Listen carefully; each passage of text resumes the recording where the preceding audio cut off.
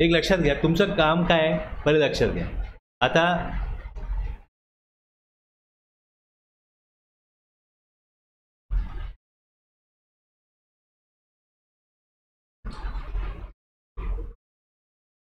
एक मार्केट आहे, बरोबर आहे. मार्केटला काय होतं की टॅक्स पेअर कुठल्या कुठल्या प्रकारचे आहेत. एक म्हणजे मॅन्युफॅक्चरर, बरोबर आहे. दुसरं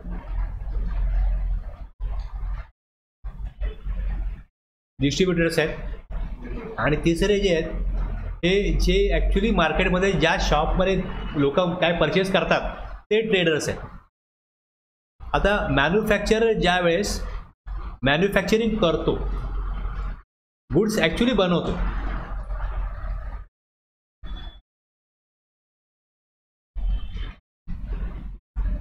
आता जे गुड्स बनवतो, तुमचा काय अनुभव आहे, 100% गुड्स मार्केटला प्रॉपर बिल देऊन डिस्ट्रीब्युटरकडे पाठवले जातात का, जात असतील का? सर माझा प्रश्न कळला तुम्हाला काय, की समजा मी एक मॅन्युफॅक्चरर आहे. आता जर का मी 1000चे गुड्स बनवले तर 1000चे गुड्स मी जेव्हा मार्केटला पाठवीन तेव्हा मला 1000वरती इन्कम टॅक्स भरायला लागेल, 1000वर GST भरायला लागेल, बरोबर आहे. आता जर हे 1000चे गुड्स मार्केटला गेले तर प्रॉपर गव्हर्नमेंटला टॅक्स मिळेल, बरोबर आहे. आता अशा प्रकारे जेवढे गुड्स बनवले जातील तेवढे गुड्स 100% मार्केटला जातात का, जात असतील का? मग ह्याच्यावरती गव्हर्नमेंटला जर काय उपाययोजना करायला असेल तर गव्हर्नमेंटने काय उपाययोजना केली आहे की गुड्स जर मार्केटला पाठवायचे असतील तर सगळ्यात पहिले काय सांगितलं, इकडे आपल्याकडे प्रोव्हिजन पहिले ई-वे बिल नव्हतं की ई-वे बिल बनवा. म्हणजे कुठलाही टेम्पो, कुठलाही ट्रक ज्यावेळेस जे मॅन्युफॅक्चर गुड्स कुठला बनतात व मॅन्युफॅक्चर होतात तिकडे, तिकडून जसं ते गाडीमध्ये लोड होतील ती गाडी निघेल, चेक होईल गाडी, पण गुड्स कोणाचे आहेत, कुठल्या कंपनीचे आहेत, कुठे तुम्ही घेऊन चाललेले आहेत, मग याचे प्रॉपर इनवॉइस दाखवा, कोणाला गुड्स घेऊन चालले आहेत. जर हे प्रॉपर रेकॉर्ड झालं तर काय होईल, जे गुड्स मार्केटला जातील त्याच्यावरती प्रॉपर टॅक्स जमा होईल की नाही, जमा व्हायला मदत होईल की नाही. पण ह्यात कसं होतं की जे छोटे मोठे व्यापारी आहेत की जे 20,000चा माल मागवतात, 40,000चा माल मागवतात, तर त्या सगळ्यांवरती काय ही प्रोव्हिजन लागू करता येणं शक्य नव्हतं. त्यामुळे ही गव्हर्नमेंट प्रोव्हिजन लागू जी केली ह्यात त्यांनी 50,000 हे लिमिट जरी ठेवलं तरी स्टेट गव्हर्नमेंटने व्यापाऱ्यांच्या मागणीप्रमाणे, छोट्या मोठ्या व्यापाऱ्यांच्या एकंदरीत मागणीनुसार की आम्हाला गैरसोय होते ई-वे बिल बनवा किंवा काय, हे लिमिट जे आहे 1,00,000 केलं. 1,00,000 केलं म्हणजे 1,00,000 एक प्लॅस्टिक इंडस्ट्री आहे, बरोबर आहे. तिकडनं अशा प्रकारे बालद्या असतील, ब्रश असतील कपडे धुवायचे, आणखी मग वगैरे असतील, हे लोक घेतात ना फार मोठ्या प्रमाणामध्ये. प्लॅस्टिकचा वापरतात, फार मोठ्या खुर्च्या आहेत प्लॅस्टिकच्या. हे जी इंडस्ट्री बनवते तिकडनं इथले छोटे व्यापारी माल जाऊन आणतात, एका वेळेस 40,000चा आणतात, 30,000चा आणतात, टेम्पोचा छोटा तो माल येतो. त्यांना ई-वे बिल नाही बनवायचं कारण की हे छोटे व्यापारी रजिस्टर पण नाही आहेत काय काय तर, आणि रजिस्टर कोण असतील तर त्यांच्या कंपोजिशन स्कीममध्ये टॅक्स भरतात. मग ह्या सगळ्यांवरती तुम्ही ई-वे बिल बनवण्याशिवाय माल आणायचा नाही हे त्यांच्यावरती रिस्ट्रिक्ट नाही करता येणार. किंवा जे मॅन्युफॅक्चरर आहेत त्यांचे डिस्ट्रीब्युटर आहेत त्यांच्याकडनं असे हे लोक माल आणतात. मग इथे काय झालं प्रॉब्लेम की ही 1,00,000 लिमिट दिलं, ह्यातनं परत याच प्रकारे विदाऊट बिल माल मार्केटला जायची जी काही सोय होती ती म्हणजे ॲक्च्युली त्यांची सोय करायची आहे म्हणून गव्हर्नमेंट त्यांना केलं, हे लिमिट वाढवून दिलं 50,000चं, 1,00,000पर्यंत ई-वे बिलची गरज नाही, हे केलं. एक हे झालं ई-वे बिल. दुसरं इनवॉइस आहे. आता इनवॉइस हा बनवायला लागतो, इनवॉइस हा बनवायला लागतो ज्यावेळेस टॅक्सेबल सप्लाय होतोय त्या टॅक्स रेकॉर्ड हा इनवॉइसवरती व्हायलाच लागतो. पण जर का मी इनवॉइस बनवला आणि तो इनवॉइस मग मी कॅन्सल केला आणि नवीन बनवला, कोणाला कळणार आहे? एक माझं खोटं बिल बुक आहे, एक खरं बिल बुक आहे, होऊ शकतं ना असं. मग बिल पाठवायचं ज्यावेळेस त्यावेळेस एक बिल बनवून पाठवून द्यायचं, चेकपोर्टला चेक केलं हा माल गेलाय, नंतर ते बिल रद्द करून टाकायचं. 10,00,000चा माल पाठवायचा आणि 1,00,000चा ॲक्च्युअली बिल दाखवायचं, काय कळणार आहे? आता इनवॉइसने काय होतं की जर इनवॉइस दिला तर ते तुम्ही जेव्हा इनवॉइस बनवाल त्यावेळेस तुम्ही इमिजिएटली गव्हर्नमेंटच्या पोर्टलला रिपोर्ट करा की हा माल आम्ही पाठवतोय. 10 लाखाचा पाठवला, 10 लाखाचा ते रेकॉर्ड झाला. त्यात काय करेक्शन अलाउड आहे. समजा चुकून माझे 1 लाख 10 लाख झाले असतील तर मी चेंज करू शकतो. पण असं किती वेळा चुकीन ना मी, किती वेळा करेक्शन होईल. म्हणजे फ्रॉड तर नाही करू शकत का. मिस्टेक झाल्या मॅन्युअल मिस्टेक तर त्याचा करेक्शन अलाउड आहे. मग इनवॉइस बनला कॅन्सल करा, त्याच्या अगेन्स्ट क्रेडिट नोट मारा, हे होईल सगळं. पण एक ई-वे बिल आणि दुसरं इनवॉइस ह्याने काय झालं, मार्केटला प्रॉपर विविध बिल माल जायला पाहिजे. याच्याकरता गव्हर्नमेंटने या 2 उपाययोजना केल्यात, एक ई-वे बिल आणि दुसरं इनवॉइस. याच्यावरती टॅक्स रेकॉर्ड होतो. इनवॉइस हे एक डॉक्युमेंट आहे ना, कोण कोणाला माल विकतोय, सेलर कोण आहे, बायर कोण आहे, आणि त्याच्यावरती कुठले गुड्स चाललेत, त्याचा GSTचा टॅक्स रेट काय आहे, टॅक्सेबल व्हॅल्यू किती आहे, GST किती आहे, हे रेकॉर्ड होईल. आणि त्याप्रमाणे काय होईल, तो टॅक्स जमा करायचा त्याला. म्हणजे सप्लायर पॉइंट ऑफ व्ह्यू तुम्ही बघितलं तर सप्लायरला इनवॉइस बनवायला लागेल. आता हे जे टॅक्स पेअर आहेत, जे मॅन्युफॅक्चर आहेत, डिस्ट्रीब्युटर आहेत, ट्रेडर्स आहेत, ह्यांना हे बनवायला सांगितलं इनवॉइस किंवा काही हे बिल बनवायला दिलं. आता जर का विदाऊट बिल माल बनत असेल तो ठेवला कुठे जाणार असेल, गोडाऊन असेल, वेअर हाऊस असेल, बरोबर आहे. आता एक कंपनीच्या स्वतःच्या गाड्या असतील किंवा ज्या ट्रान्सपोर्ट कंपनी आहेत, जे ट्रान्सपोर्टर आहेत त्यांच्या गाड्या कंपनी वापरत असेल तर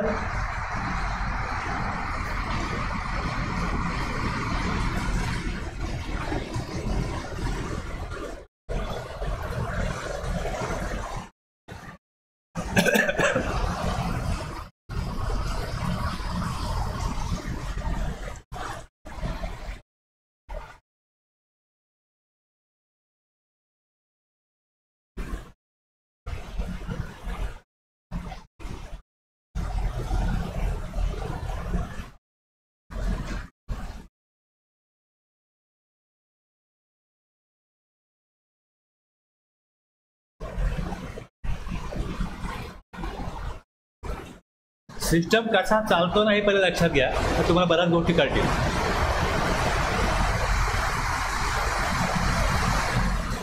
इथे रजिस्ट्रेशन, एनरोलमेंट फॉर ट्रान्सपोर्ट याला मी क्लिक केले. ॲप्लिकेशन फॉर एनरोलमेंट सेक्शन 35 मध्ये सबसेक्शन 2 मध्ये दिलं आहे, warehouse, godown, cold storage, transport service.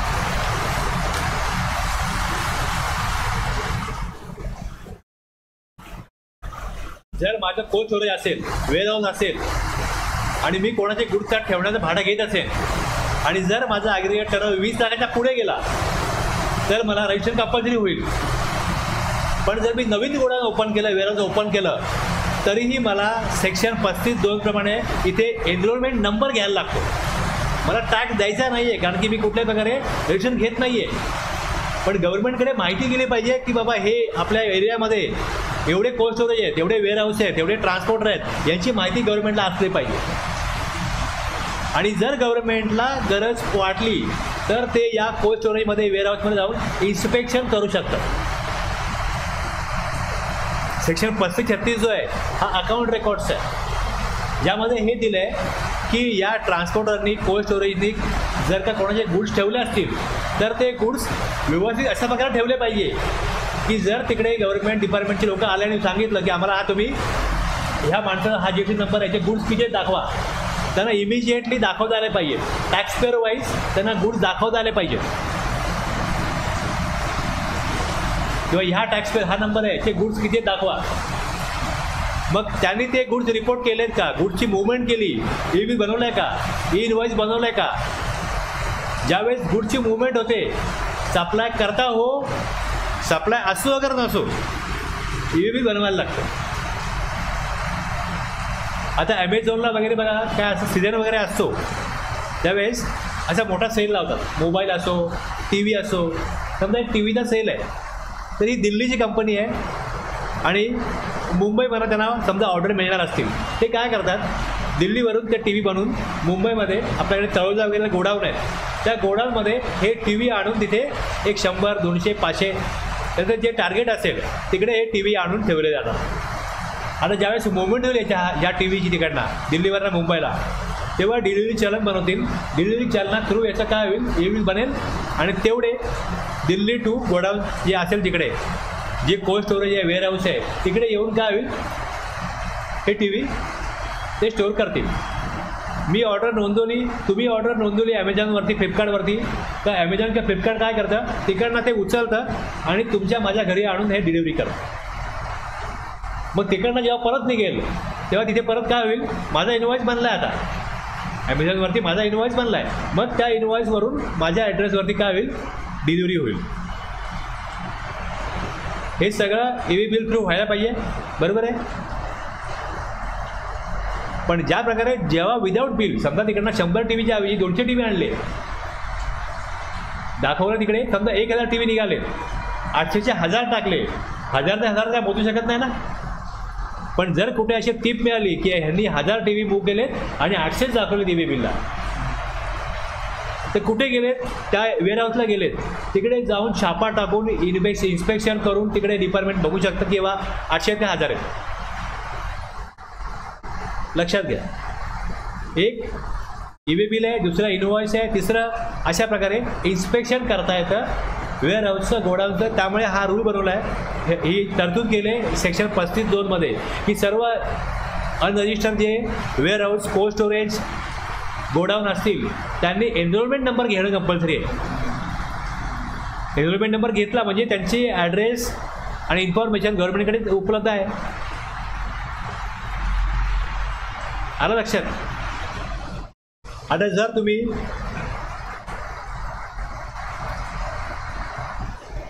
हे सगळं जे काही काम होतं,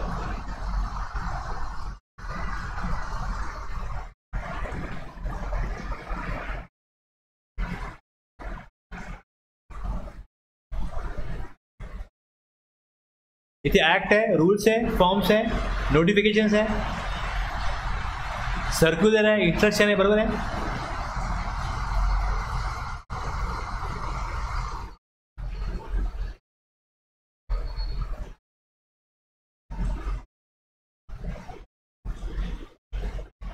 जेव्हा आपण GST लॉ म्हणतो तेव्हा याच्यामध्ये यातला सगळ्यात पहिला भाग आहे तो म्हणजे GST ॲक्ट. पहिला भाग GST ॲक्ट हा पहिला भाग आहे. कशामधला, कुठलाही लॉ जेव्हा असतो, जेव्हा लॉ शब्द वापरला जातो तेव्हा त्या लॉमध्ये मुख्य त्याचं जे काय आहे ते आहे ॲक्ट. दुसरं आहे रूल्स, तिसरं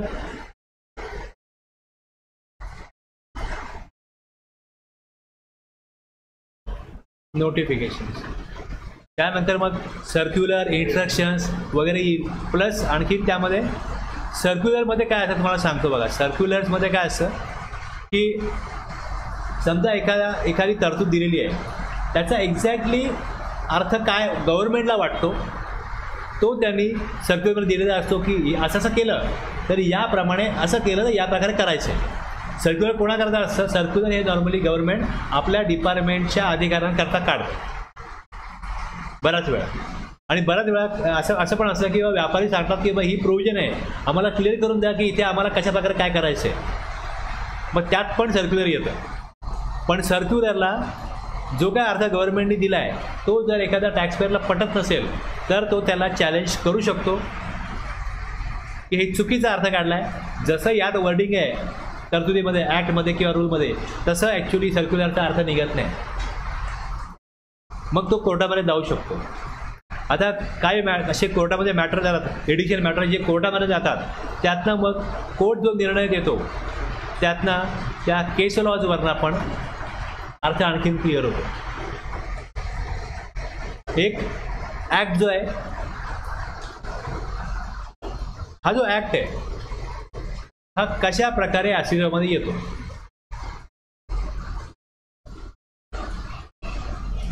लक्षात घ्या. तुम्हाला मी सांगितलं की ॲक्ट, रूल्स, नोटिफिकेशन, सर्क्युलर, केस लॉज हे सगळं आहेत.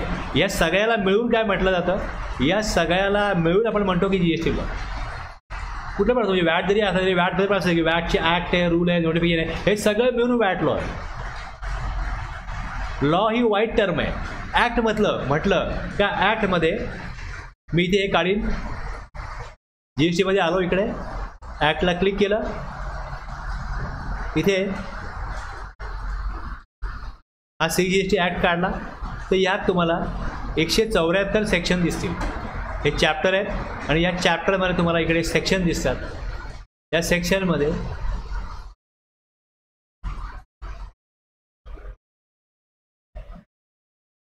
एकशे 74 काय सेक्शन आहेत आणि 3 शेड्यूल आहेत. ॲक्ट एवढा आहे. आलं लक्षात? हा ॲक्ट आहे.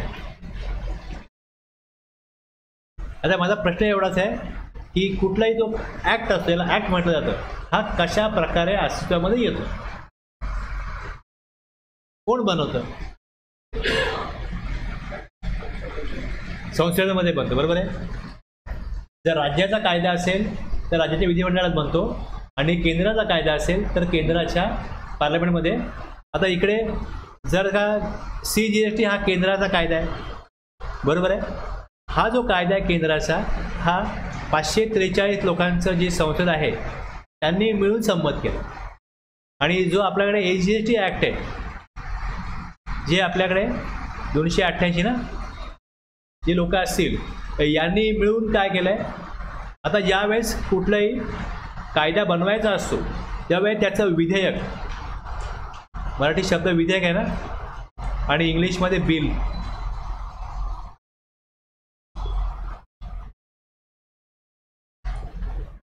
हे मांडलं जातं विधिमंडळामध्ये किंवा संसदेमध्ये. मग ते बिल संबंधित मंत्री जो असतो तो मांडतो. तर हे फायनान्स मिनिस्टरचा भाग आहे. हे कोण मांडणार? फायनान्स मिनिस्टर हे बिल सादर करणार आणि त्याच्यावरती मग संसदेमध्ये विधिमंडळामध्ये चर्चा होणार, मग त्याच्यावरती मतदान होणार आणि मग सर्वसंमतीने तो कायदा मंजुरी करता राष्ट्रपतींकडे पाठवला जातो. मग राष्ट्रपती त्याच्यावरती असेंट करणार आणि मग त्याचा ॲक्च्युअली ॲक्टमध्ये रूपांतर होणार.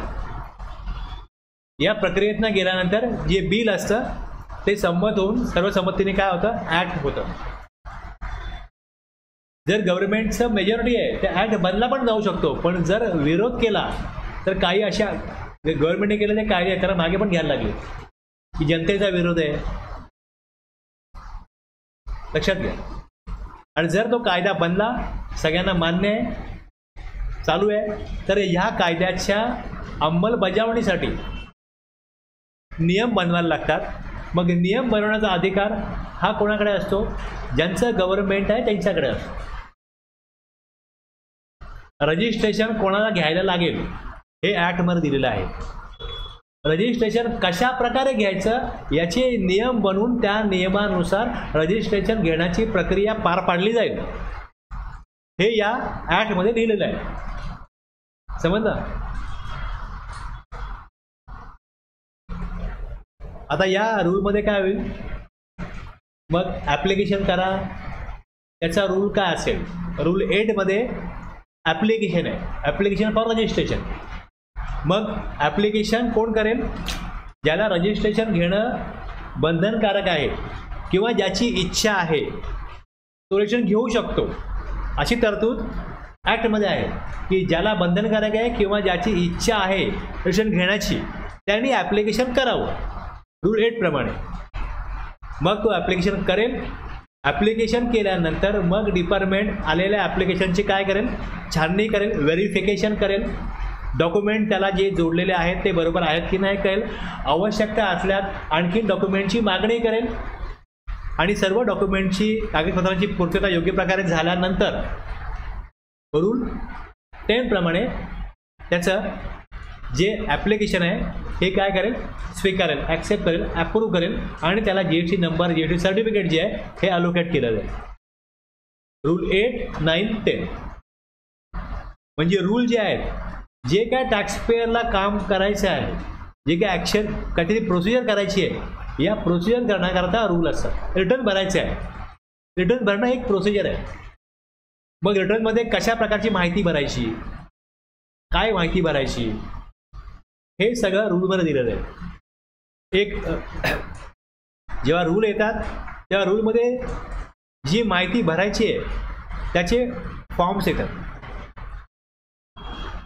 ॲप्लिकेशन करायचा अर्ज पाहिजे ना, मग असे वेगवेगळे अर्ज जे आहेत ते फॉर्म्स हे त्यामधनं येतात. आणि जर मी यादी काढली फॉर्म्सची,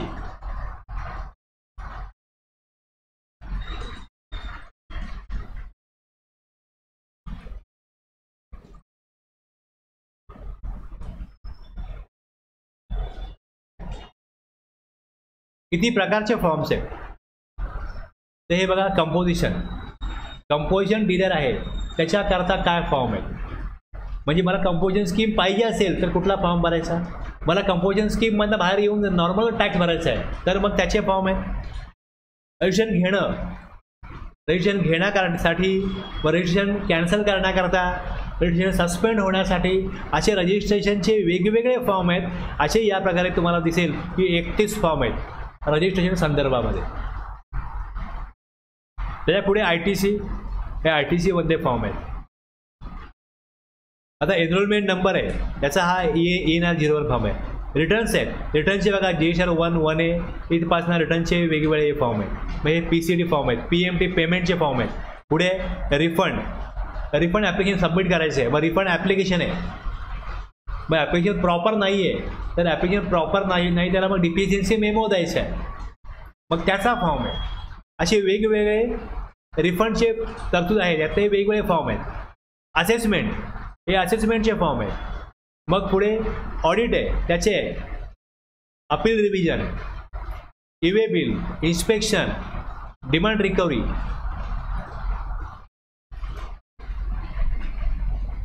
आलं लक्षात. हे असे वेगवेगळे फॉर्म आहेत, त्याची ही यादी आहे. हे फॉर्म कुठनं येतील, ज्यावेळेस मी पहिल्यांदा सेक्शन वाचीन, या सेक्शनमधनं काहीतरी प्रोसिजर करण्याकरता काय रूल आहे. म्हणजे जर मी प्रॉपर टॅक्स भरला नसेल तर गव्हर्नमेंट मला काय पाठवेल की तुम्ही प्रॉपर टॅक्स भरलेलं नाही आहे तर तुम्ही 10,000 रुपये टॅक्स जमा करावा, याकरता मला एक शोकॉज नोटीस पाठवेल. मग त्याचा फॉर्म कुठे आहे, तो मग DRC वाला फॉर्म असेल. जर मला मान्य आहे की मी टॅक्स देणं लागतो, तशी नोटीस येईल माझ्याकडे, डिमांड ऑर्डर येण्या अगोदर मी टॅक्स जमा करू शकतो. मग DRC 03 व्हॉलंटरी मला टॅक्स जमा करायचा आहे, मला मान्य आहे मला टॅक्स देणं लागतो मी. मग अशा वेगवेगळ्या त्यामध्ये फॉर्म असतील, त्या फॉर्ममधनं त्या प्रोसिजर करण्याकरता मुळामध्ये ॲक्टमध्ये तरतूद असेल, रूलमध्ये ती प्रोसिजर दिली की तुम्ही या फॉर्मतून ही प्रोसिजर करा. आता रूल हे पहिल्यापासून बनलेले नसतात. रूल बनवण्याचा अधिकार जो आहे तो या ॲक्टमध्ये दिलेला असेल. त्याप्रमाणे रूल कोण बनवेल, गव्हर्नमेंट बनवेल. आणि वेळोवेळी गरजेप्रमाणे त्या रूलमध्ये बदल केले जातील.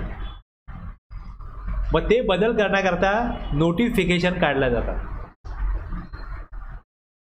आता जो GST इनव्हॉइसवर रेकॉर्ड होतो त्याचा रेट किती आहे, 3%, 5%, 12%, 18%, 28% हा रेट आहे ना.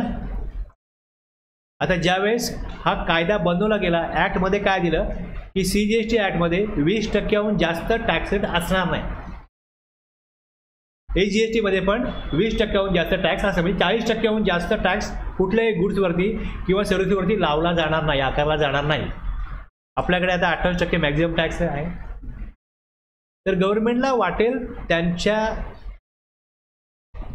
आता ॲक्च्युली कसं आहे, हे गव्हर्नमेंटला वाटेल म्हणजे स्टेट गव्हर्नमेंट किती आहेत, जर 28 राज्य आहेत तर 28 स्टेट गव्हर्नमेंट आहेत. म्हणजे इथे काय केलं त्यांनी की ज्यावेळेस हा कायदा बनवायचा म्हटला, जो राज्य आणि केंद्र दोन्ही मिळून या कायद्यानुसार काय घेतील, टॅक्स घेतील, तेव्हा त्यांनी GST काउन्सिल बनवली. या GST काउन्सिलमध्ये सगळ्या राज्याचे कोण असतात, प्रतिनिधी असतात, आणि ते तिकडे तो विषय GST काउन्सिलमध्ये मांडतात, त्यावर चर्चा करतात आणि मग त्याच्यावरती निर्णय होतो की कुठल्या गुड्सवरती 28% टॅक्स ठेवावा, कुठल्या गुड्सवरती 18% टॅक्स ठेवावा, आणि मग सर्व सहमतीने ते हा निर्णय घेतात.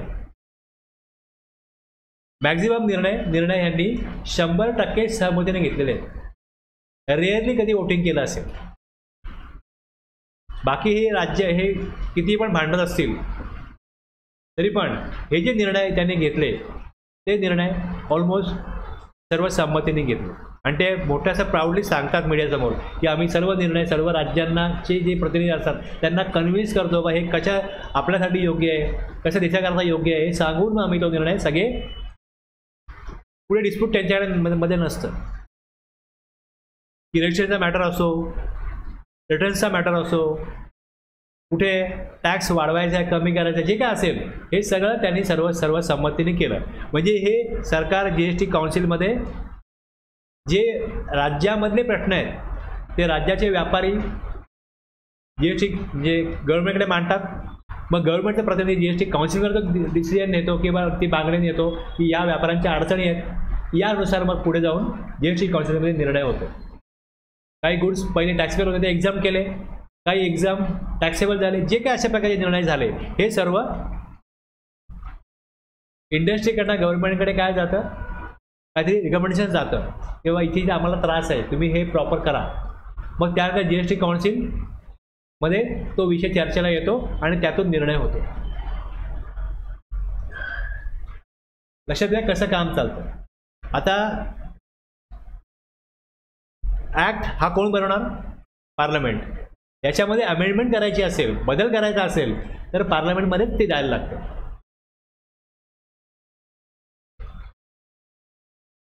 जेवढ्या वेळा बदल झालेत, जितक्या वेळा बदल झालेत तितक्या वेळी तुम्हाला दिसतील इथे फायनान्स ॲक्ट आहे. जेव्हा बजेट येतं तेव्हा बजेटमध्ये इथे हे दिसते फायनान्स ॲक्ट अमेंडमेंट. या फायनान्स ॲक्टला क्लिक केलं, इथे बघा हे जे फायनान्स ॲक्ट आहेत आणि इथे अमेंडमेंटला क्लिक केलं. एकतर काय होतं, जर अमेंडमेंट करायची असेल तर जसं CGST अमेंडमेंट ॲक्ट 2018 या प्रकारे त्यांना बिल द्यायला लागतं पहिले, किंवा CGST अमेंडमेंट बिल. कुठले सेक्शन्स आहेत त्यामध्ये काय बदल करायचे हे द्यायला लागतं स्पेशली. आणि जर बजेट जेव्हा असतं, बजेटमध्ये काय असतो, फायनान्स ॲक्ट असतो. आणि या फायनान्स ॲक्टमध्ये तुम्हाला दाखवतो मी एक फायनान्स ॲक्ट कसा आहे, मला आयडिया येईल.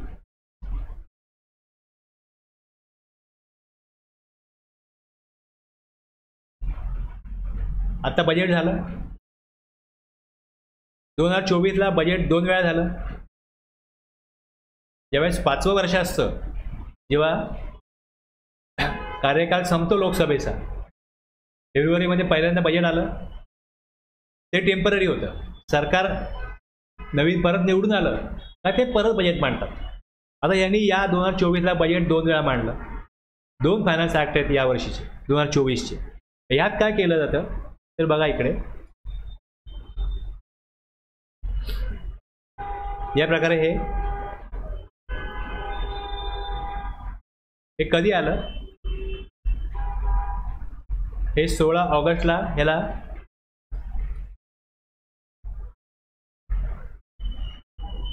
assent of the president. The following act of parliament received the assent of the president on the 16th August.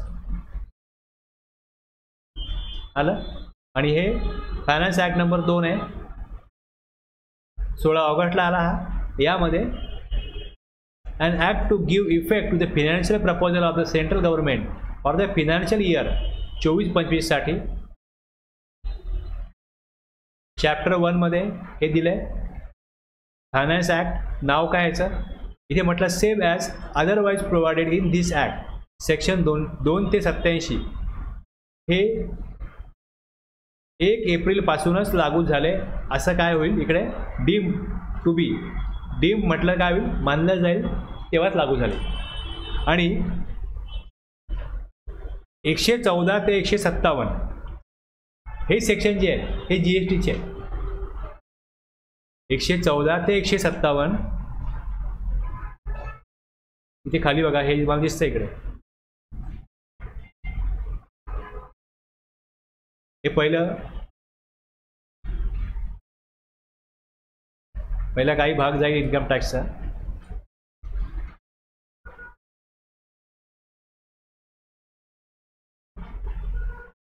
हा इन्कम टॅक्सचा भाग आहे.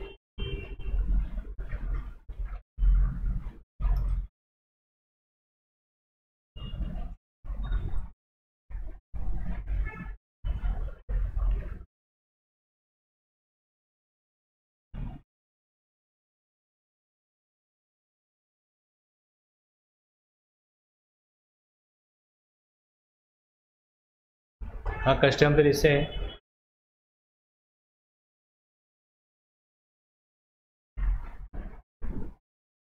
आणि मग पुढे इथे आलं जीएसटी 114. आता इथे जे 114 पासून दिलेलं आहे हे काय केलं, सेक्शन 9 मध्ये अमेंडमेंट केली त्याने. सेक्शन 9 मध्ये अमेंडमेंट, सेक्शन 10 मध्ये अमेंडमेंट. ते नवीन सेक्शन आणतायत 74A. तर जिकडे सेक्शन 73 74 म्हटलं आहे यापुढे 74A पण लिहा. एवढी अमेंडमेंट आहे. पण हे आता या प्रकारे लागू कधी होईल, राष्ट्रपतींनी असेंट कधी केली 16 ऑगस्ट, पण लागू त्यापासून होणार नाही. याचे वेगळं नोटिफिकेशन काढतील की बाबा हा सेक्शन जो आहे फायनान्स ॲक्ट मधला हा या डेटपासून लागू झाला, तेव्हा लागू होईल. लक्षात घ्या मी काय म्हणतो. आता हा बनवला, तरतूद केलेली आहे, लागू कधी करायचा त्यांनी याचा अधिकार राखून ठेवलाय. इथे काय म्हटलंय, 114 ते 157 shall come into force on such date as the central government may by notification. ते सांगतील तेव्हा लागू होईल. जिकडे हे बाकीचे सेक्शन जे आहेत हे 1 एप्रिल पासून, आणि हे जे दिलेत 114 ते 157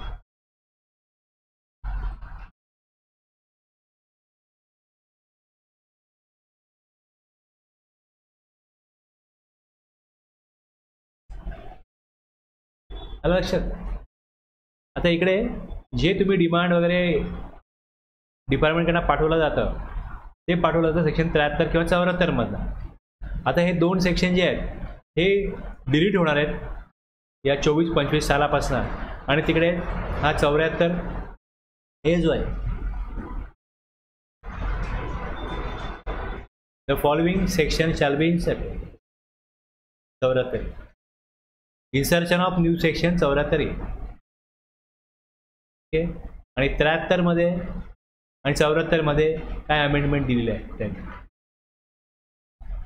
ओके. हे बघा, डिटर्मिनेशन ऑफ टॅक्स पुढे pertaining to the period up to financial year 23-24 पर्यंत 73 तरतूद लागू होईल.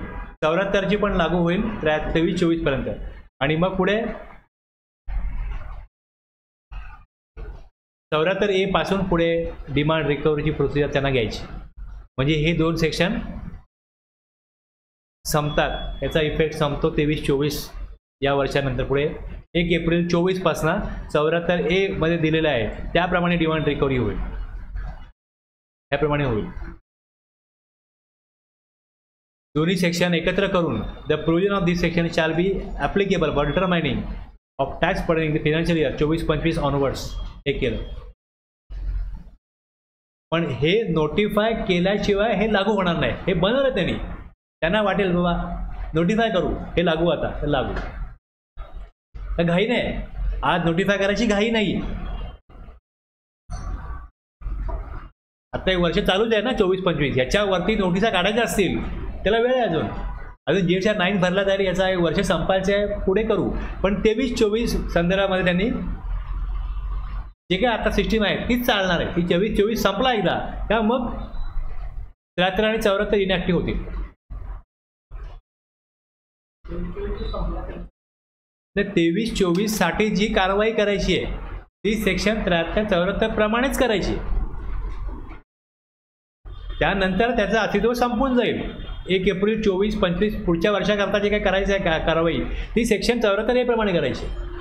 कुठल्याही अमेंडमेंट अशा तुम्ही रात्री झोपलायत सकाळी अमेंडमेंट झाल्या अशा होत नसतात. फार स्लो चालतं काम, फार सावकाश चालतं, लक्षात घ्या. आता रूल पण बदलणार आहेत.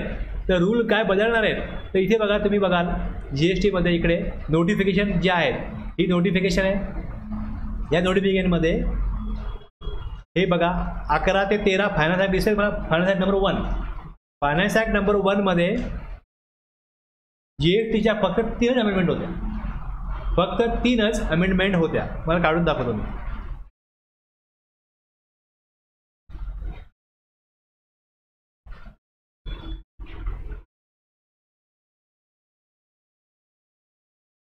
फायनान्स बिल 2024 आहे.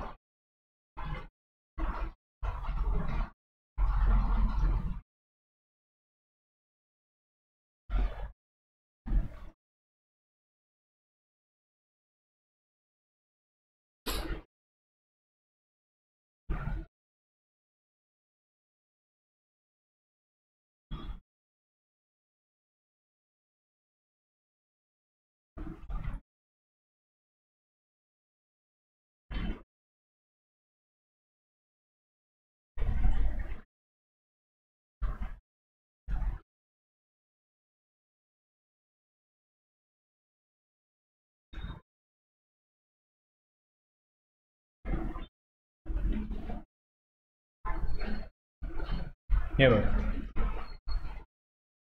ह्याच्यामध्ये हा जो सेक्शन दिसतोय यात काय दिलंय, इनपुट सर्व्हिस डिस्ट्रीब्युटरची त्यांनी व्याख्या चेंज केली. आणि सेक्शन 20 जो आहे IIDचा इनपुट सर्व्हिस डिस्ट्रीब्युटर यात त्यांनी स्वतःला बदल केला. आणि 122A जो आहे हा एक पेनल्टी प्रोव्हिजन त्यांनी नवीन आणली.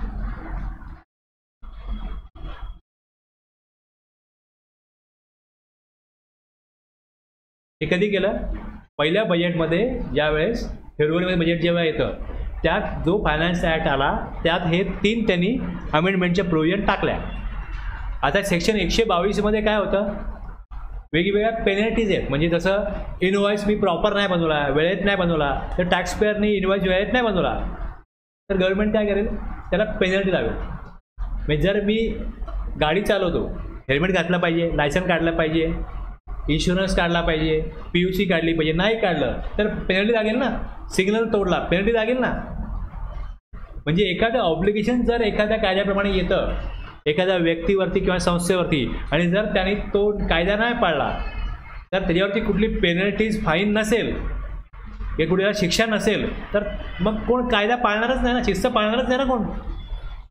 तसं इकडे 122 मध्ये असे काय जे ऑब्लिगेशन टॅक्सपेअरवरती आहेत ते जर त्यांनी फॉलो नाही केले तर त्याच्यावरती पेनल्टीज लावण्याची प्रोव्हिजन 122 मध्ये आहे.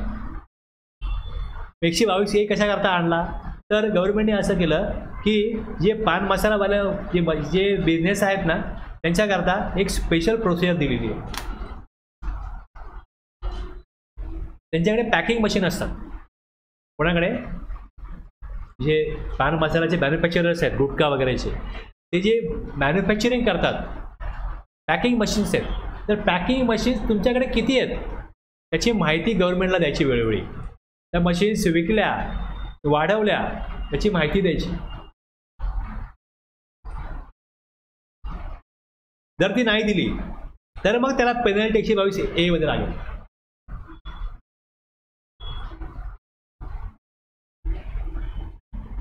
जो तुम्हाला मी पहिले मुद्दा सुरू केला की विदाऊट बिल मार्केटला माल पाठवला जातो ना,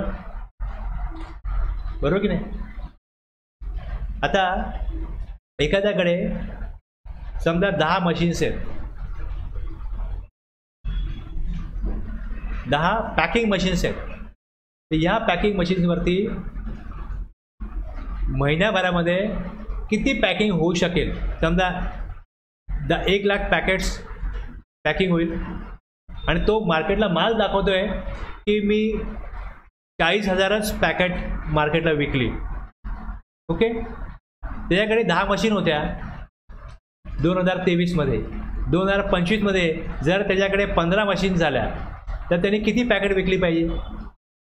तर गव्हर्नमेंटला असं लक्षात आलं आहे की ह्यांच्या पॅकिंग मशीन दरवर्षी वाढतात, पण ह्यांचा टर्नओव्हर तुलनेने वाढत नाही आहे. म्हणजे विदाऊट बिल मार्केटला माल जातो आहे. आणि जे मशीन जेव्हा घेतात तेव्हा कळतं की ह्या मशीनला मिनटाला किती पॅक होतील, जे काय पॅकेट आहे ते किती पॅक होईल. म्हणजे हे तेवढा माल बनवत असल्याशिवाय मशीन घेत नसतील ना. मग त्यांना सांगितलं की आम्हाला डाऊट आहे, तुम्ही विदाऊट बिल, म्हणजे ह्याच्यामध्ये गव्हर्नमेंटचे लोक सामील असल्याशिवाय काय होणार नाही. विदाऊट बिल जेव्हा मार्केटला माल जातो, ई बिल आहे काही असेल, ई बिलला काय होतं, पण गाडी बघा संपूर्ण माल तर चेक होत नाही ना. म्हणजे हा ई बिल बनलाय त्याला गाडी जाऊ दे, 1 लाखाचा माल दाखवलाय, 10 लाखाचा माल चाललाय, चालतंच आहे नाही.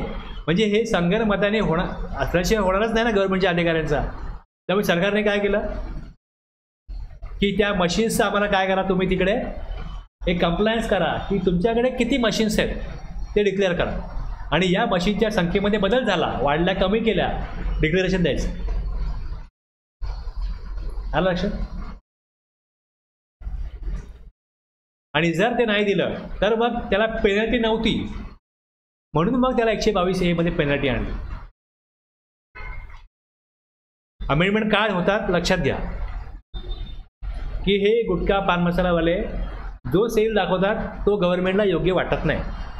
त्यांची खात्री आहे की हे ज्या प्रकारे वेगवेगळ्या चॅनल्सला वगैरे, यूट्यूब चॅनलला जाहिराती वगैरे करतात, गुटख्याची करू शकत नाही, मग ते सुपारीची करतात, सुगंधी सुपारीची करतात, कुठलं पण करतात, पण नाव लोकांसमोर आणतात ना. मग यांच्याकडे एवढा पैसा येतो कुठला? म्हणजे यांच्याकडे जेवढा टर्नओव्हर दाखवतात त्याहून जास्त टर्नओव्हर कॅशमध्ये होत असेल, त्यांच्याकडे तो पैसा असेल, तोच ते वापरत असतील, आणि आपल्याला टॅक्स काय मिळत नाही गव्हर्नमेंटला. म्हणून त्यांना एक स्पेशल प्रोसिजर दिली की तुम्ही काय करा. मग ती प्रोसिजर नोटिफाय केली आहे. ती जी प्रोसिजर आहे तुम्ही नोटिफिकेशन बघा. यात ते आता कसं आहे, तुम्ही जसं शिकत जाल किंवा काम कसं चालतं सगळं इथेच आहे, सगळं याच्यामध्येच आहे. लक्षात ना. जेव्हा मी हे वाचतो असं तेव्हा मला कळतं की अरे हे नवीन नोटिफिकेशन आलं आहे. मग ते कुठलं सेक्शन आहे ज्या सेक्शन थ्रू अशी प्रोसिजर गव्हर्नमेंट देऊ शकतं की ह्या मशीनच्या संदर्भात तुम्ही काय करायला पाहिजे, अशा प्रकारे हे द्यायला पाहिजे माहिती त्या मशीनची. हे बघा, it is 5 January 2024 6 to notify special procedure to be followed by a registered person engaged in manufacturing of a certain goods. याला क्लिक केलं.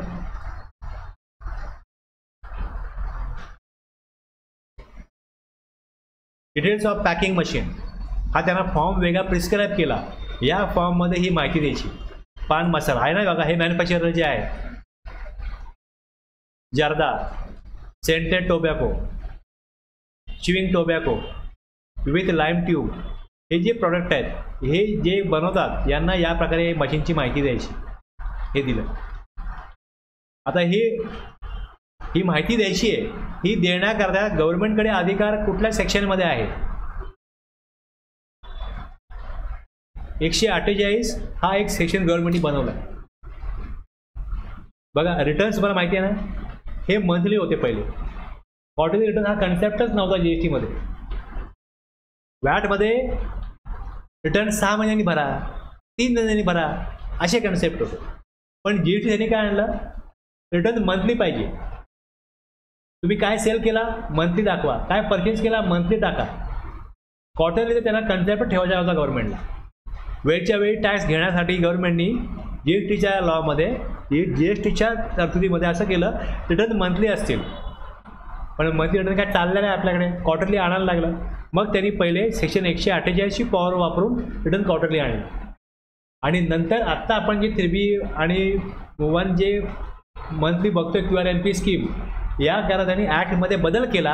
आणि बदल केल्यानंतर मग आता कायद्यानुसार, ॲक्टनुसार रिटर्न क्वार्टरली झाले.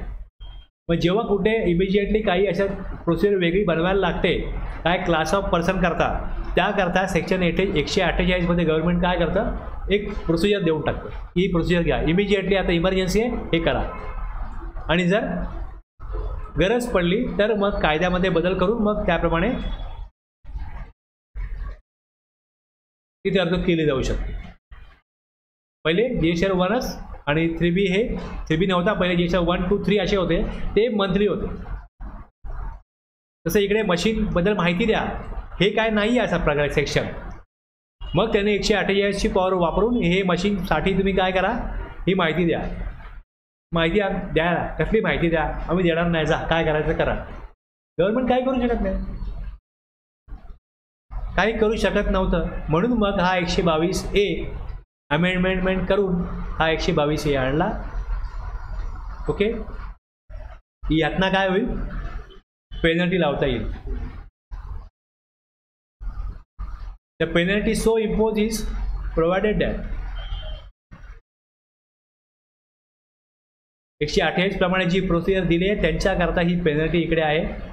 अ penalty equal to an amount of 1 lakh rupees for every machine not so register हे दिलेलं आहे.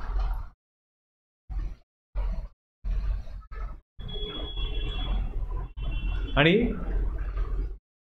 Every machine not so register shall be liable for seizure and confiscation. ती जप्त करण्याचा अधिकार पण गव्हर्नमेंटने स्वतःकडे घेतला. म्हणजे पेनल्टी पण लागेल आणि मशीन जप्त करण्याचा अधिकार पण गव्हर्नमेंटकडे असेल जर ते माहिती देत नाही तर. आलं लक्षात. आता हे त्यांनी काय केलं, फायनान्स ॲक्टला हे टाकलं, 3 सेक्शन टाकले. आता हे 3 सेक्शन नोटिफाय कधी केले, आत्ता केले बघा. हे नोटिफाय कधी केले हे तुम्ही बघाल, 6 ऑगस्टला केले होते. 6 ऑगस्टला. तुम्हाला समजतं ना काम कसं चालतं. म्हणजे जो ॲक्ट बनवला गेला GSTचा, जेव्हा BJP गव्हर्नमेंट आलं त्यावेळेस त्यांना नवीन कायदा आणायचा होता. कुठला, GSTचा. तर थोडं लक्षात घ्या की ज्यावेळेस त्यांनी हा नवीन कायदा आणला त्याच्या अगोदर कन्सेप्ट काय होता की राज्याचे वेगळे कायदे होते आणि केंद्राचे वेगळे कायदे होते. म्हणजे एक आपल्याकडे बेस आपला लॉ काय, सगळ्यात पहिले आपल्याकडे काय बनवलेलं, घटना बनवलं गेलं. घटनेमध्ये 12 शेड्यूल आहेत, एक प्रस्तावना आहे आणि 25 पार्टमध्ये 448 आर्टिकल आहेत. याच्यामध्ये देश कसा चालेल हे वेगवेगळ्या प्रकारे लिहिलेलं आहे. त्याच्यामध्ये आर्टिकल 265 काय सांगतो की no tax shall be levied or collected except by the authority of law. म्हणजे कुठल्याही प्रकारचा टॅक्स घेतला जाऊ शकत नाही त्याचा कायदा बनवल्याशिवाय.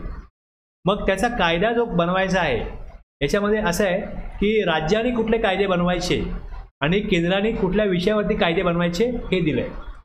याप्रमाणे सेंट्रल एक्साईज ड्युटी म्हणजे जर मॅन्युफॅक्चरिंग होत असेल तर त्याची सेंट्रल एक्साईज ड्युटी म्हणजे सेंट्रल गव्हर्नमेंटला मिळते. पण हेच जर दारू बनवली जाते, दारूचं मॅन्युफॅक्चरिंग, याचं एक्साईज ड्युटी राज्य सरकारला मिळते. हे लिस्टवर दिलेलं आहे. मॅन्युफॅक्चरिंग होईल, टॅक्स कोणाला मिळेल, सेंट्रल गव्हर्नमेंट एक्सेप्ट अल्कोहोलिक लिकर फॉर ह्युमन कन्झम्पशन. आणि जेव्हा सेल ऑफ गुड्स होईल, सेल ऑफ गुड्सचा टॅक्स कोणाला मिळेल, प्रत्येक राज्याला, स्टेट गव्हर्नमेंटला त्याचा सेल टॅक्स, वॅट पुढे आला तर वॅट तो त्यांचा घेणार. सर्व्हिस टॅक्स सेंट्रल गव्हर्नमेंटचा आहे. आता GSTमध्ये काय होतं की GSTमध्ये सप्लाय हा इव्हेंट आहे. जर गुड सर्व्हिसेसचा सप्लाय होईल तर राज्य आणि केंद्र दोघंही मिळून टॅक्स घेऊ शकतील. लक्षात घ्या. पण घटना बाह्य होत होतं हे, घटनेमध्ये ही तरतूदच नाही आहे. म्हणजे पहिले घटना दुरुस्त करण्याची गरज होती, घटना दुरुस्ती करण्याची पहिले गरज होती. आता ही जी घटना दुरुस्ती आहे आपल्याकडे जे आर्टिकल 245 मध्ये दिलेलं आहे की राज्य आणि केंद्रामध्ये subject to the provision of constitution parliament make law for. Article 245 काय म्हणतो की केंद्र कायदा करू शकतो पूर्ण देशाकरता किंवा देशातल्या काही भागाकरता, आणि राज्याचं असं आहे की राज्य कायदा करू शकतं संपूर्ण राज्याकरता किंवा राज्याच्या काही भागाकरता. 246 मध्ये हे दिलं आहे की राज्य कशाविषयी कायदा करेल आणि केंद्र कुठल्या विषयावर कायदा करेल. आता याप्रमाणे एंट्री नंबर 82 ते 91 आहेत. यामध्ये इन्कम टॅक्सची एंट्री नंबर 82 आहे. इन्कम टॅक्स ॲग्रिकल्चरल इन्कम जे आहे याच्यावरती राज्य सरकार टॅक्स लावू शकतं. कशावरती? शेतीचं जे उत्पन्न आहे याच्यावरती केंद्र सरकार टॅक्स घेणार नाही. याच्यावर राज्य जर त्यांना अधिकार आहे ते कायदा करू शकतात. कोणी करणार नाही, कोणाची हिंमत नाही, पण अधिकार त्यांना आहे घटनेनुसार. आणि 83 जी आहे कस्टमची एंट्री आहे. अशा प्रकारे वेगवेगळ्या एंट्री दिल्या की स्टेट गव्हर्नमेंटनी कुठल्या विषयावर टॅक्स घ्यायचा आणि राज्य सरकारने आणि केंद्र सरकारने कशा प्रकारे टॅक्स घ्यायचा. आता यामध्ये जी घटनेमध्ये दुरुस्ती करण्याची गरज होती अशी दुरुस्ती 100 वेळा 100 दुरुस्त्या यापूर्वी झालेल्या आहेत. GSTचा कायदा ज्यावेळेस त्यांना दुरुस्ती करायची होती याच्या अगोदर 100 दुरुस्त्या सक्सेसफुली झाल्या होत्या. लक्षात घ्या मी काय म्हणतोय. सक्सेसफुली झाल्या होत्या आणि 121 वेळा प्रस्ताव दिला गेला की दुरुस्ती करायची. कळलं? 21 प्रस्ताव अमान्य झाले आणि 100 मान्य झाले. आणि ही GSTची जी आहे ही 121 दुरुस्ती झाली आणि 122वा प्रस्ताव होता. घटना दुरुस्ती 122 हवी. कशासाठी? की सप्लायवरती राज्य आणि केंद्र दोघंही टॅक्स घेतील. Supply of good services. कळते मी काय म्हणतो? आणि जर ही 122वी जी अमेंडमेंट आहे ही जर मान्य झाली तर ही 121 दुरुस्ती झाली.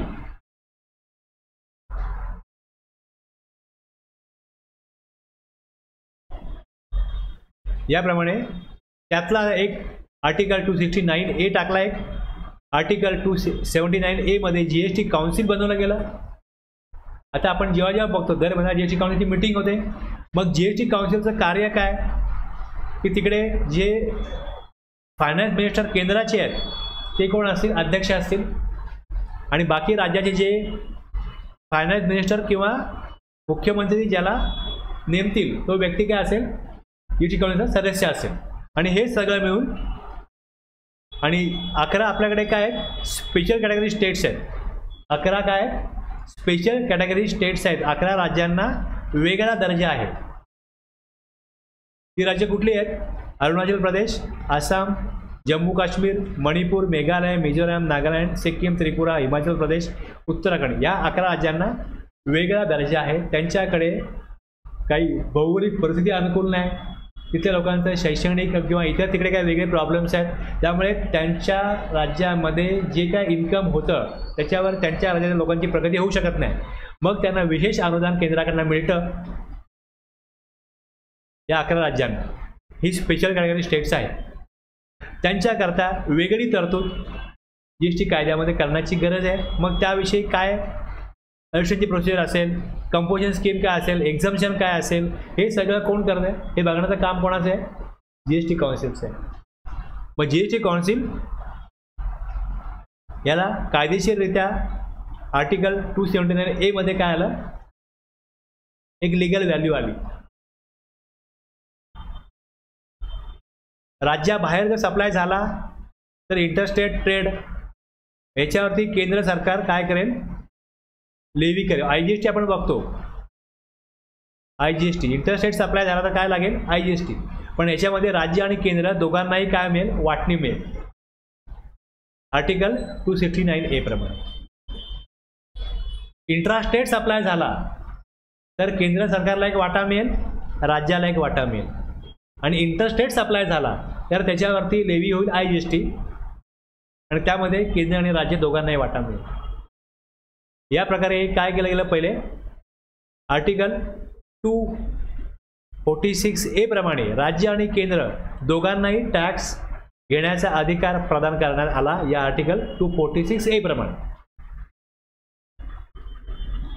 घटना दुरुस्ती केली आणि घटना दुरुस्तीमुळे म्हणजे बघा मला हे सांगण्याचा उद्देश काय? जे काय आपण GST मध्ये काम होताना बघतोय हे कुठलंही कोणाच्याही मनमर्जीने होत नसतं. कायद्यामध्ये कुठला सेक्शन अलाव करतो, कुठला सेक्शन किंवा रूल डिसअलाव करतो त्यानुसारच कारवाई होते.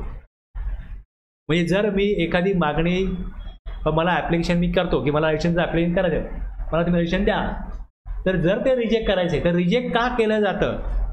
डॉक्युमेंट प्रॉपर नाही आहेत. मग मला रिजेक्शनला ते कारण आलं पाहिजे की हे रिजेक्ट तुमचं का करतो. एखादी मला पेनल्टी लावली तर ती पेनल्टी कुठल्या सेक्शनप्रमाणे मी काय डिफॉल्ट केला म्हणून लावली हे त्यामध्ये यायला पाहिजे. म्हणजे या कायद्याची अंमलबजावणी होण्याकरता गव्हर्नमेंट कुठल्या ना कुठल्या अधिकाऱ्यांना डिपार्टमेंटला बनवेल आणि ते लोक काम करतील. पण ते जेव्हा काम करतील तेव्हा त्यांना त्या सेक्शनप्रमाणे ती पॉवर आहे की ह्या सेक्शनप्रमाणे ही पॉवर आहे म्हणून ही पेनल्टी लावली आहे कारण की हा डिफॉल्ट झाला. लक्षात घ्या. आणि जर टॅक्सपेअरला ते मान्य नाही तर त्याला हेच सांगायचं आहे की तुम्ही जे अर्थ काढला आहे की या सेक्शनप्रमाणे मी हा डिफॉल्ट केला आहे तो डिफॉल्ट मी केलाच नाही हे मी सिद्ध करेन. जर माझ्यावरती कुठल्या डिफॉल्टसाठी नोटीस आली तर मी सिद्ध करीन की तुम्ही जे तुमच्याकडे जी माहिती आहे ती माहिती चुकीची आहे, मी हे केलेलं नाही आहे, हा डिफॉल्ट मला मान्य नाही, माझ्या बाजूने मी हे पुरावे देतो. आलं लक्षात? मला काय वाटतं आणि तुम्हाला काय वाटतं याला महत्त्व नाही. इकडे कागदोपत्री काय मी केलंय आणि कायदा काय सांगतो यानुसारच कम्युनिकेशन होतं. आता एक विषय ITCचा. तुम्ही बघा की इनपुट टॅक्स क्रेडिट कोणाला मिळेल. एक सेक्शन आहे इनपुट टॅक्स क्रेडिट कोणाला मिळेल, एक विषय कोणाला मिळेल. म्हणजे तुम्ही जेव्हा कायदा वाचता तेव्हा तुम्हाला उत्तर काय मिळतं की ITC काय एक बेनिफिट आहे टॅक्सपेअरचा. जो रजिस्टर्ड पर्सन असेल त्याला इनपुट टॅक्स क्रेडिट मिळेल. म्हणजे जर मला टॅक्स 100 रुपये भरायचा आहे पण मी ते गुड्स किंवा सर्व्हिसेस हा सप्लाय जो मी करतोय हा करण्याकरता मी काय इनवर्ट सप्लाय घेतला गुड सर्व्हिसेसचा, त्याच्यावरती जर का मी 80 रुपये टॅक्स दिला आहे तर मला याचा इनपुट म्हणजे हा टॅक्स भरताना हे 80 रुपये ॲडजस्ट करता येतील. म्हणजे काय इनपुट टॅक्स मला क्रेडिट मिळेल. पण हे कधी मिळेल तरतूद आहे आणि कधी मिळणार नाही. सेक्शन 17(5) मध्ये इनपुट टॅक्स क्रेडिट घेता येणार नाही हे दिलंय. इनपुट टॅक्स क्रेडिट कोणाला मिळेल, रजिस्टर्ड पर्सनला मिळेल. कधी मिळेल, in the course or furtherance of business. त्यांनी जर गुड सर्व्हिसेस घेतले तर त्याला इनपुट टॅक्स क्रेडिट मिळेल. दुसरं 17(5) मध्ये जर ते क्रेडिट रिस्ट्रिक्ट केलं नसेल तरच त्याला घेता येईल. ओके. आता जर मला नोटीस पाठवली की मी समजा 50 रुपयाचं क्रेडिट घेतलंय, हे चुकीचं क्रेडिट घेतलेलं आहे तर तुम्ही हा टॅक्स भरा आणि इंटरेस्ट भरा, हे जर मला सांगितलं तर मी चुकीचं कसं काय घेतलं हे क्रेडिट. डिपार्टमेंटला हे सांगायला लागेल की मी 50 रुपये क्रेडिट चुकीचं कसं काय घेतलं आणि तुम्ही कुठलं क्रेडिट मला डिनाय करताय. मी काय असं परचेस केलं आहे, इनवर्ट सप्लाय घेतला आहे की जे क्रेडिट तुम्हाला वाटतं की ते चुकीचं आहे. मग तुम्ही सांगाल की वा तुमच्याकडे मोटर कार तुम्ही घेतलेली आहे, या मोटर कारचं ITC हा घेता येत नाही. मी म्हटलं ॲक्सेप्ट आहे, मी नाही घेतला ITC याचा, पण तुम्ही ती मोटर कार रिपेअर केली, त्या रिपेअरचं बिल तुम्ही आलं होतं त्याचा तुम्ही ITC घेतला. मोटर कार जर घेतली तर ITC घेता येत नाही, प्लस त्याचं सर्व्हिसिंग रिपेअर इन्शुरन्स याचा पण ITC घेता येत नाही. पण तुम्ही मोटर कारचा ITC नाही घेतला, पण जेव्हा ती रिपेअर केली ना, छोटं बिल होतं, तुम्ही घेतलं त्याचा ITC, तो रिस्ट्रिक्टेड आहे. मला मान्य करायला लागेल. बरोबर आहे तुमचं ऑब्झर्वेशन. आलं लक्षात? म्हणजे 17(5) मी बिझनेस करता घेतली कार, बिझनेस करता वापरतोय, पण 17(5) म्हणतो कारचा ITC आम्ही रिस्ट्रिक्ट केला आहे. लॉ मेकर गव्हर्नमेंट सांगतात की रिस्ट्रिक्ट केला, हा ITC घेता येणार नाही, तर नाही घेता येणार. मग त्याचं सर्व्हिसिंग रिपेअर मेंटेनन्स असेल त्याच्यामुळे ITC घेता येणार नाही. तर हे काम आहे डिपार्टमेंटचं की हे चेक करणं, रिटर्न्स भरले तर हा ITC कुठला घेतोय. मग तुम्हाला ते नियम माहिती पाहिजेत की तरतूद काय सांगते, टॅक्सपेअरचा रोल काय, तो काय करतोय आणि त्यांनी ते नियमात करतो की नाही करतोय हे बघणं कोणाचं काम आहे. ॲड्ज्युडिकेटिंग ऑथॉरिटी ही ऑर्डर काढतो, ही नोटीस पाठवतो, हे लक्षात घ्या. एक कंपनी आहे, सर्व्हिसची कंपनी, आणि त्यांचं म्हणजे दिल्लीवरून इकडे येतात त्यांचे कर्मचारी, काही हॉटेलमध्ये राहतात, त्या हॉटेलचं ते ITC मागते. आता बघा, हॉटेलमध्ये जर का राहिले, ओके, प्रॉब्लेम कसा आहे, एक टॉपिक आहे प्लेस ऑफ सप्लाय. एक टॉपिक आहे प्लेस ऑफ सप्लाय. याच्यामध्ये काय प्रोव्हिजन आहे की जर सर्व्हिस दिली गेली इमूव्हेबल प्रॉपर्टीवरती, हॉटेल काय इमूव्हेबल प्रॉपर्टी आहे. मी दिल्लीहून मुंबईला आलो, दिल्लीहून मुंबईला आलो, तर मुंबईचं जे हॉटेल आहे ते मला जे बिल बनवेल ते CGST AGST लावेल. GST हा काय कन्झम्पशन बेस्ड टॅक्स आहे. कुठे झालं कन्झम्पशन? महाराष्ट्रात झालं, मुंबईत झालं. मग CGST AGST स्पेसिफिकली त्याचा सेक्शन आहे, त्यात दिलेलं आहे की इमूव्हेबल प्रॉपर्टीवरती सेक्शन 12 IGST ॲक्टमध्ये आहे, त्यात दिलेलं आहे की CGST AGST लावायचं. तो व्यक्ती बोलले, तो सांगतो की IGST लावून द्या, मी दिल्लीचा आहे, मी नाही लावू शकत, माझं हॉटेल आहे, मी नाही लावू शकत, मला कायदा परमिट नाही करत. आणि जर मी IGST लावत नसेल तर त्याला CGST महाराष्ट्र AGSTचं क्रेडिट दिल्लीमध्ये घेता येतं. मी पुढे विचारा काय म्हणतो. कंपनी इकडची हा जे मुंबईची कंपनी आहे हां, आणि ते एक्सपर्ट बोलवतात, म्हणजे त्याचे कोण इंजिनियर वगैरे असतील आणि ते कुठे जातात तिकडे ते राहतात, हॉटेलमध्ये राहतात. तर ते हॉटेलमध्ये जो खर्च होतो त्याचा म्हणजे राहण्याचा रेसिडेंट त्याची कंपनी ITC मागते, ITC क्लेम करते, तर ते करता येईल का त्यांना? आता ते हॉटेलमध्ये राहिल्या कुठल्या महाराष्ट्रावरच आहे ना. आता ह्यांचा जो काय इथे GST आहे हा CGST AGST आहे, महाराष्ट्रामध्येच राहिलेत. आता बघा एक आणखी एक सेक्शन असं आहे की फूड अँड बेवरेजेस, याचा ITC नाही मिळत, हा पण ITC ब्लॉक केला. फूड बेवरेजेसवरती खर्च कंपनीने केला असेल, कॅन्टीन असेल, काही असेल, फूड बेवरेजेस याच्यावर याचा ITC ब्लॉक आहे. बघा 17(5) मध्ये जिकडे ITC ब्लॉक केला आहे तो ITC नाही मिळणार, बाकी इतर इलिजिबल आहे. मी तुम्हाला जे सांगितलं की सेक्शन 16(1) बोलतो की बिझनेस करता घेतला invert supply, yes. Documentary proof आहेत, यस. बघा नियम इथे कसं होतं, जर बिझनेस करता इन्व्हर्ट सप्लाय घेतला आहे, ओके घेतला आहे, तर एक बघा की ॲक्च्युली गुड सर्व्हिसेस रिसिव्ह केल्यात का, एक रिसिपिएंटनी केल्यात, सप्लायरला टॅक्स दिला आहे का, टॅक्स पेड केला सप्लायरनी, ओके. हा GSTR 2A 2B आलाय,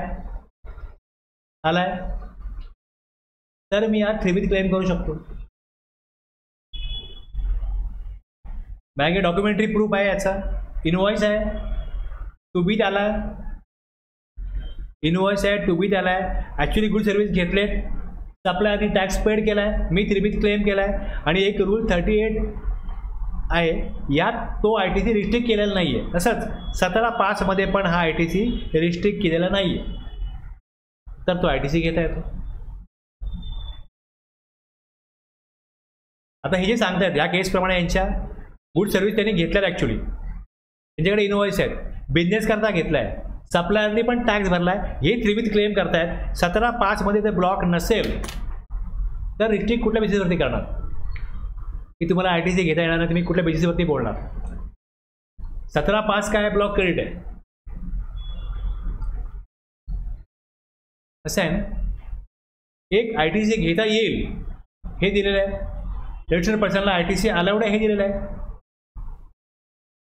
आणि 17(5) कुठल्या परिस्थितीमध्ये ITC घेता येणार नाही, म्हणजे अशी कुठली ट्रान्झॅक्शन्स आहेत ज्याचा ITC गव्हर्नमेंट देऊ इच्छित नाही ते दिलं आहे.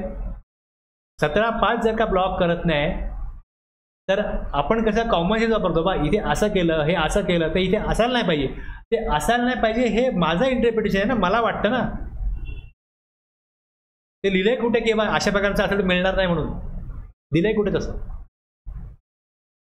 किंवा असं कुठलं वाक्य आहे की ज्यात तुम्हाला वाटतं ते त्यात अंतर्भूत होतं असं कुठलं त्यातलं स्टेटमेंट आहे की ज्यात मला वाटतं बा हे यात बसतंय की हे दिलंय तर मी जे म्हणतो ते याप्रमाणे ते नाही आहे तुम्हाला घेता येणार हे तुम्हाला सांगता आलं पाहिजे.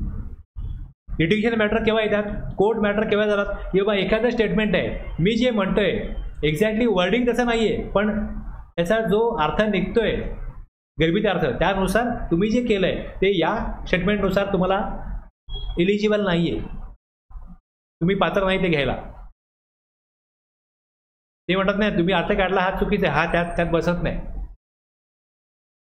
पण जिकडे तुम्ही जो अर्थ काढताय तो कुठे दिलाच नाहीये, ते स्टेटमेंट लांबपर्यंत कुठे नाहीये, तुम्हाला वाटतं तुमचा कॉमन सेन्स तुम्हाला सांगतो रे हे असं नाही असायला पाहिजे, ते नाही असायला पाहिजे हे चालत नाही, ते दिलंय कुठे हे बघायला पाहिजे. जर ती तरतूद त्याला थांबवत नसेल की हा ITC मिळणार नाही. बघा एक तुम्हाला एक्झाम्पल सांगतोय की तुम्ही CSR फंड ऐकलाय, CSR fund corporate social responsibility ऐकलंय. कंपनी लॉ मधला कन्सेप्ट आहे की एखादी कंपनी आहे त्यांना सामाजिक कार्याकरता काही अमाऊंट ही कंपल्सरी खर्च करायच लागेल.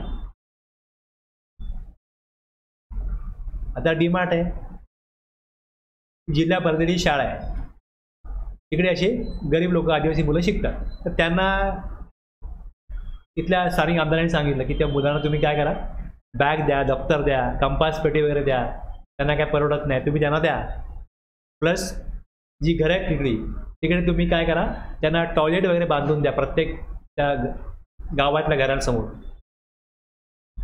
आता ही जी कंपनी ही काय करेल, ते गुड्स परचेस करेल ना, आता गुड्स परचेस करेल. समजा DMartला आपला CSR फंड वापरत आहे, ते गुड्स परचेस करतील, प्लस जे तिकडे टॉयलेट बांधायचे आहेत या करा ते कोणाला कॉन्ट्रॅक्ट देतील. आता त्यांना त्या गुड्सचा किंवा सर्व्हिसेसचा ITC घेता येणार नाही असं म्हणतात त्या गव्हर्नमेंटला. आम्ही बिझनेस करतो म्हणून आमच्यावर तरतूद नाही, म्हणजे आम्ही कंपनी आहोत आणि त्या कंपनीच्या कायद्यानुसार आमचा टर्नओव्हर ठराविक अमाऊंटच्या पुढे गेला तर आम्हाला काय ॲक्टिव्हिटीज करायला पाहिजे. पण त्या ॲक्टिव्हिटीज करण्याकरता गुड सर्व्हिसेस घेतले तर ITC आमचा ब्लॉक का करता तुम्ही. 17(5) मध्ये ITC ब्लॉक नाही आहे. CSR फंडाकरता काय गुड सर्व्हिसेस घेतल्या तर त्याचा ITC ब्लॉक नाही आहे. आणि 16(1) म्हणतो की बिझनेस पर्पज इन्व्हर्ट सप्लाय घेतला, बिझनेसच नसता आमचा तर CSR फंड आमच्यावरती आला सगळ्या नसताना आला. आता याप्रमाणे गव्हर्नमेंटला ITC ब्लॉक करता येत नव्हता, पण गव्हर्नमेंटला ITC ब्लॉक करायचा होता. मग गव्हर्नमेंटने काय केलं, जी इकडे तुम्ही सेक्शन बघायचं आता त्यामध्ये अमेंडमेंट केली.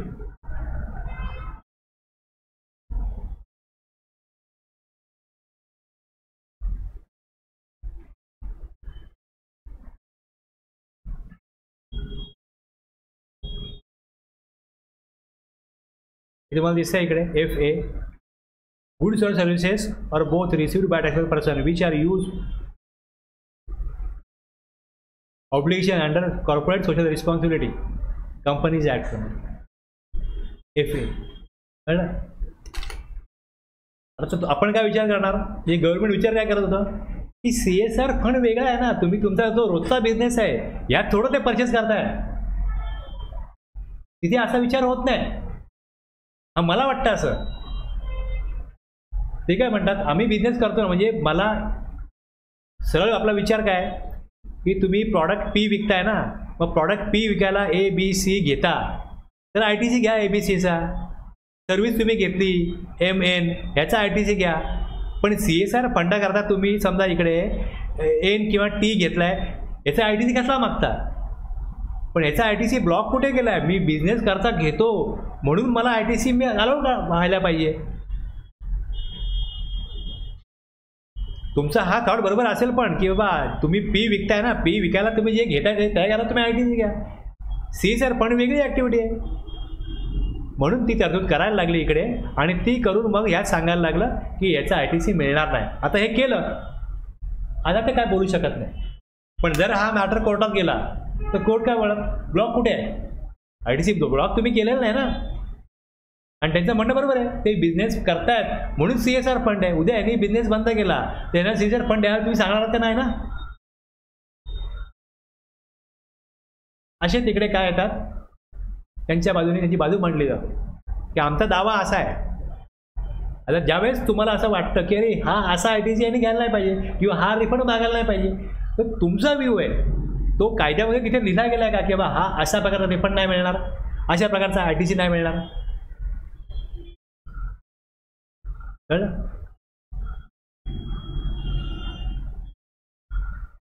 इथे ब्रेक घेऊया. ओके.